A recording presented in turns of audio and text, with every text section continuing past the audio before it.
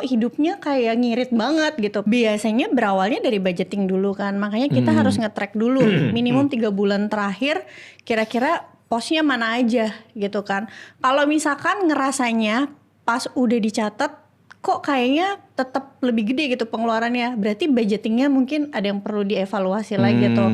Misalnya nih, selain budgetingnya harus ada yang dievaluasi, keputusan pengambilan keputusan dalam hidupnya juga harus dilihat lagi. Contoh kalau yang pertama, misalnya ya kalau misalkan budgetinginnya sehari makan cuma 2 kali, ya wajar aja pasti ngerasanya pas dicatat kan kok hidupnya kayak ngirit banget gitu. Padahal kan misalnya rata-rata manusia sehari makannya 3 kali. Itu satu, itu kalau yang pertama. Kalau yang kedua, setiap keputusan mempengaruhi keuangan kita adalah coba perhatiin lagi deh. Kira-kira ada gak keputusan kehidupan yang ternyata bikin budgeting kita tuh berantakan. Contoh, kalau biasa ngitung budgeting nih. Oh kalau budgeting ongkos sebulan kerja misalnya 1,5 juta karena biasanya naik KRL tapi kamu bangunnya kesiangan terus jadi sering naik ojek online. Pasti berantakan punya. Oke. Jadi artinya lihat bocornya di mana gitu. Betul.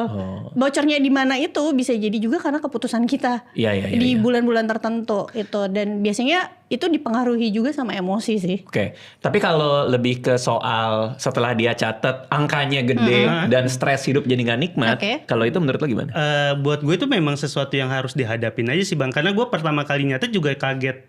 Kok pengeluaran gue segini ya? Langsung merasa berdosa nggak? Gue ngerasa kayaknya dengan pengeluaran segini nggak aman buat hidup gue. Karena kan pemasukan gue nggak pasti ya. Apalagi tahun 2020 itu. Tapi kalau pengeluaran gue setinggi ini terus, ini dalam jangka waktu yang panjang mungkin aja gue malah jadi kayak perlu nambel dari luar kan.